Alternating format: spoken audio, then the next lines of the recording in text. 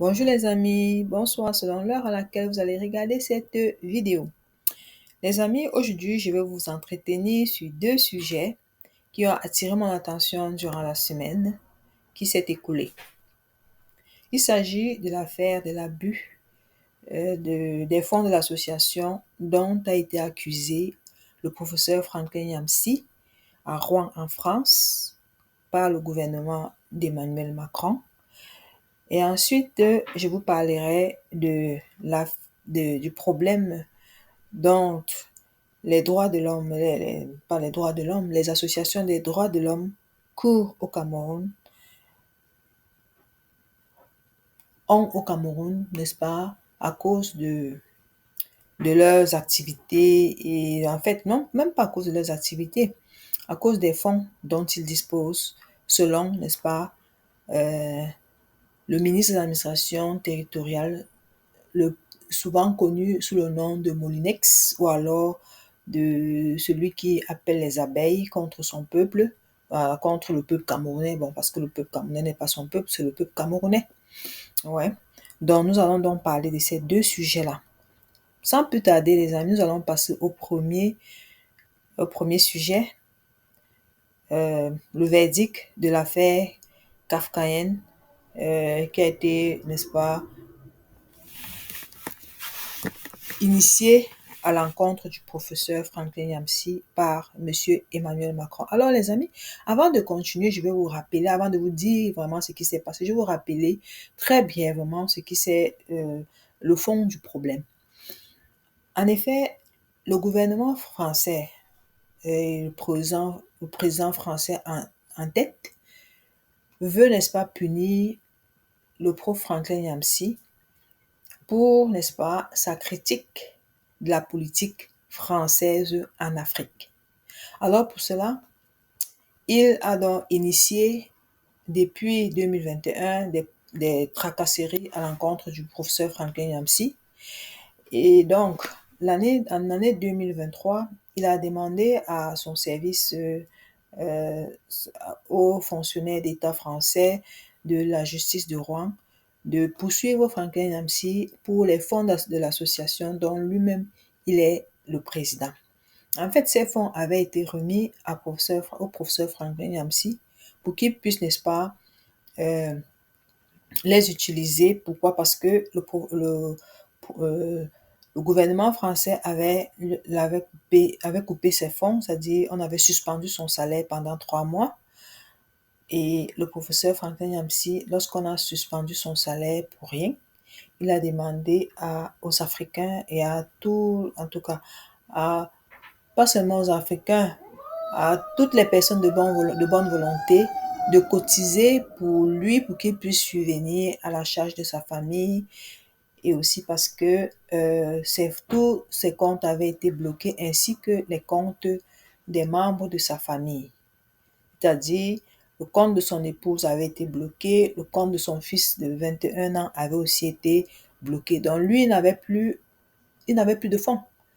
Et puis, il ne pouvait même plus recevoir de l'argent par son propre compte. Alors, lorsqu'il a fait donc un GoFund, et les citoyens du monde entier lui ont fait parvenir de l'argent dans ses comptes, dans le compte de l'association dont il était le président.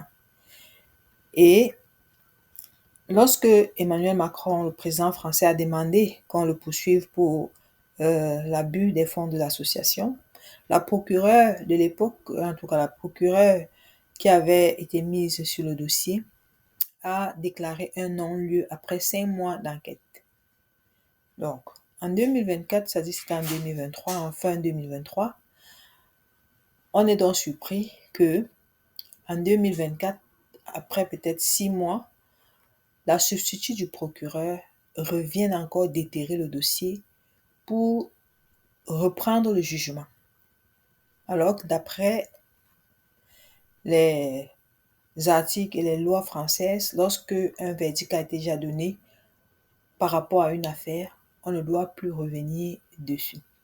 Mais la substitut du procureur du même procureur qui avait, c'est-à-dire le procureur principal avait déjà jugé l'affaire, mais c'est sa substitut qui vient aujourd'hui remettre l'affaire sur la table et donne donc un verdict, comme je l'ai appelé, un verdict kafkaïen.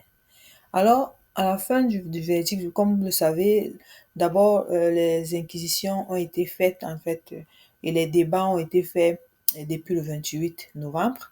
Mais la procureure avait été incapable de prendre, pas la procureure, le juge avait été incapable de prendre décision parce que ce juge lui-même était dépassé. Il ne savait pas sur quelle base il allait l'accuser.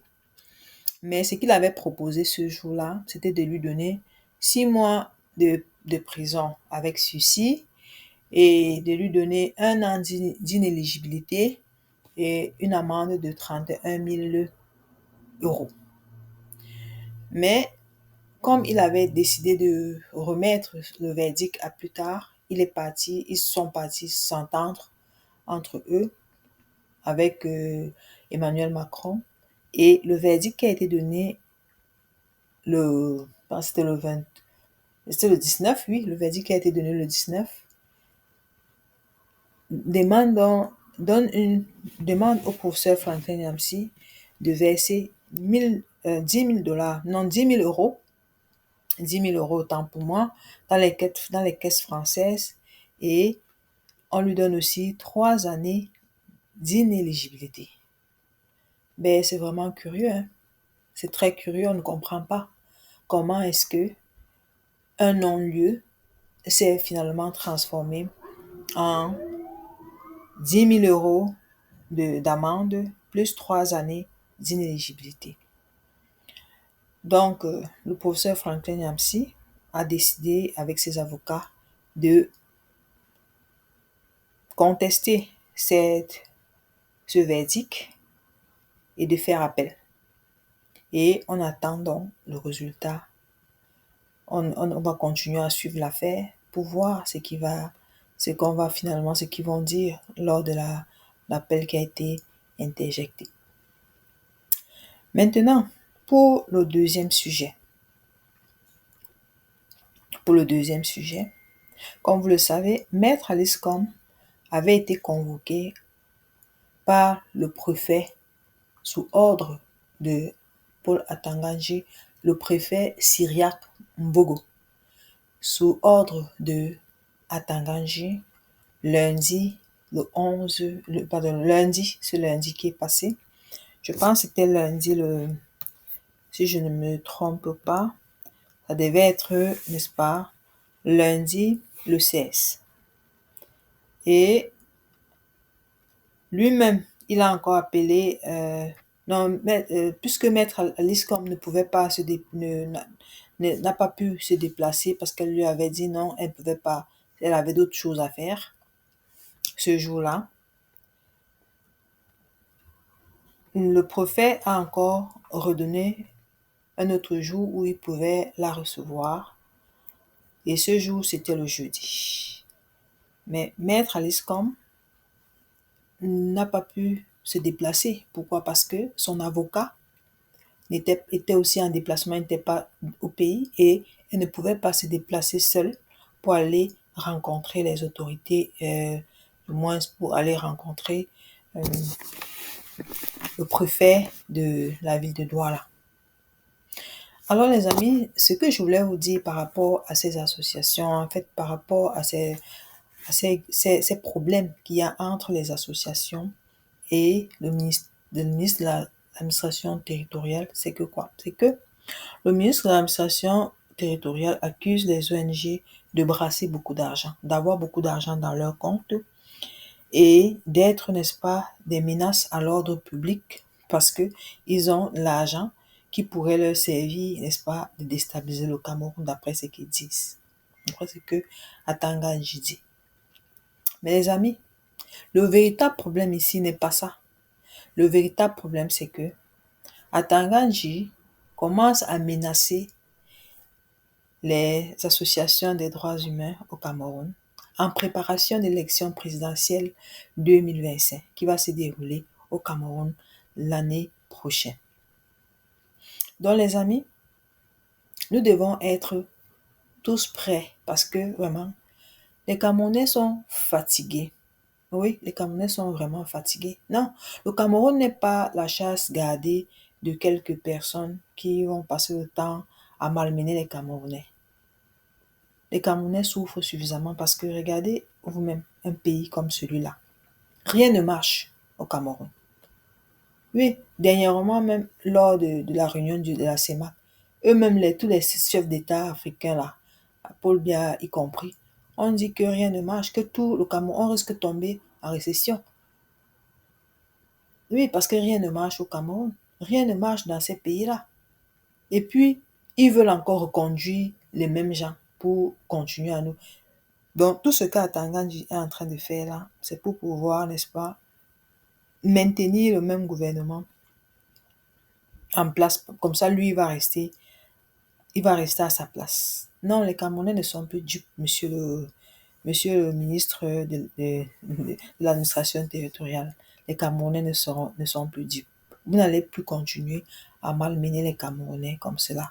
En 2025, là, que chaque Camerounais décide, de toute façon, ce sera la décision des Camerounais. Ok? Ça, ce sera la décision des Camerounais. Si les Camerounais veulent rester avec le même gouvernement, avec le même président, ce sera leur responsabilité parce que c'est à eux de décider comment ils veulent vivre. S'ils veulent continuer dans la souffrance, bon, à moins s'ils veulent continuer dans la souffrance, ou alors si eux aussi, ils aspirent à avoir une vie meilleure. Tout change autour de nous. Tout change autour de nous. Tout le monde change, tout bouge. Regardez, même en France, ils sont capables de demander à leur président de démissionner parce que ça ne va pas. Quand ça ne va pas, qu'est-ce qu'on fait? On change les hommes et puis on essaie de voir si les choses vont aller mieux. Dans 2025, là, chacun doit s'inscrire sur la liste électorale. Même si vous n'êtes pas encore inscrit, je pense que on ne refuse pas aux gens de s'inscrire avec les récépissés.